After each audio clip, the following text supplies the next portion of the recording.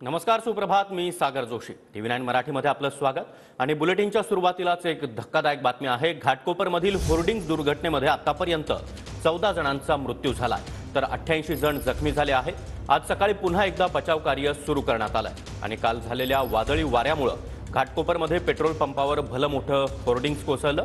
या घटनेमध्ये आतापर्यंत 14 जणांना आपला जीव गमवावा लागलाय तर मृतांची संख्या वाढण्याची भीती देखील व्यक्त केली जात आहे. दरम्यान मुख्यमंत्री एकनाथ शिंदे यांनी घटनास्थळी पाहणी करत मृतांच्या नातेवाईकांना 5 लाखांच्या मदतीची घोषणा केली आहे.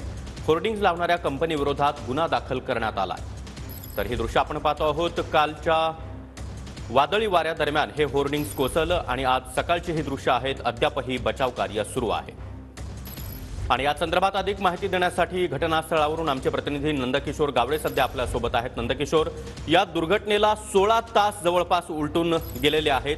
कशा प्रकारे बचाव कार्य सुरू आहे? NDRF असेल, त्याचबरोबर स्थानिक प्रशासन असेल, कशा प्रकारे हे बचाव कार्य सध्या सुरू आहे?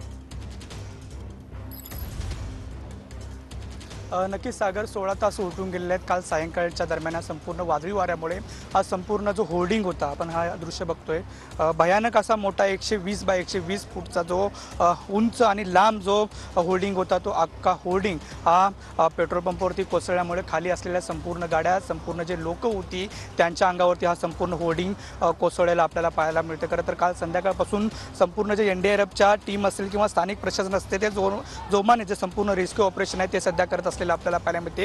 रात्री उशिरापर्यंत हे रेस्क्यू ऑपरेशन सुरू होतं आणि आज पुन्हा एकदा सकाळपासून हे रेस्क्यू ऑपरेशनला सुरुवात झालेली आपल्याला पाहायला मिळते. खरं तर पाहायला गेलं तर खालती CNG गॅसचा पंप असल्यामुळे कुठलेही ड्रिलिंगनं हे लोखंड जे आहे ते कापता येत नाही. त्यामुळे क्रेनने हे लोखंड आता उचलून बाहेर काढता येते. त्यामुळे कुठेतरी या संपूर्ण रेस्क्यूला वेळ लागत असल्याचं आपल्याला पाहायला मिळते. आतापर्यंत जर पाहायला गेलं तर या संपूर्ण रेस्क्यूमध्ये 14 जणांचा दुर्दैवी मृत्यू झाल्याचं सुद्धा समोर आलेलं आहे आणि जवळपास 43 जणांवरती अजून सुद्धा उपचार सुरू आहे आणि हे आकडे अजून सुद्धा वाढू शकतात. मात्र सध्या जर पाहायला गेलं तर समोर महानगरपालिकेचे कर्मचारी असतील किंवा NDRFच्या टीम असतील, स्थानिक पोलीस असतील, हे संपूर्ण जोमाने जे रेस्क्यू ऑपरेशन आहे ते अजून सुद्धा सुरू असलेलं आपल्याला पाहायला मिळते.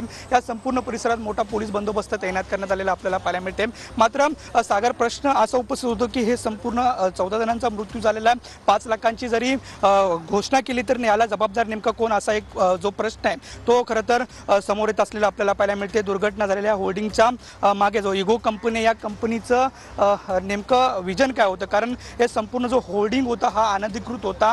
ज्याचे जे नियम होते त्याचं उल्लंघन केल्याचं सुद्धा पालिकेकडून सांगण्यात येत असलेलं आपल्याला पाहायला मिळतं आणि त्या निमित्तानं जवळपास 6,13,84,000 रुपयाचा दंड लावण्यात सुद्धा आल्याचा सुद्धा आपल्याला पाहायला मिळतं.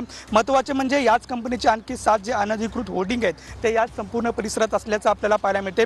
ही घाटकोपरमधील कोसळले होर्डिंग हे मुंबईतील सर्वात मोठे म्हणजे 120 बाय 120 फूट जे मोठं होर्डिंग आहे ते असलेलं आपल्याला पाहायला मिळतं. म्हणजे होर्डिंगमुळे आकारमानांच्या नियमांचं उल्लंघन झाल्याचं सुद्धा सांगण्यात आलेलं आपल्याला पाहायला मिळतं. आपल्याला माहिती आहे की 40 बाय 40 फुटापर्यंतच्या होर्डिंगला परवानगी दिली जाते आणि त्यापेक्षा अधिक 120 बाय 120 बाय फूटचं हे संपूर्ण होर्डिंग होतं. त्यामुळे नेमकं महाकाय होर्डिंग्ज बनत असताना प्रशासन झोपलं होतं का, असा सवालच आता उपस्थित होतोय. धन्यवाद तुम्ही दिलेल्या या सविस्तर माहितीसाठी.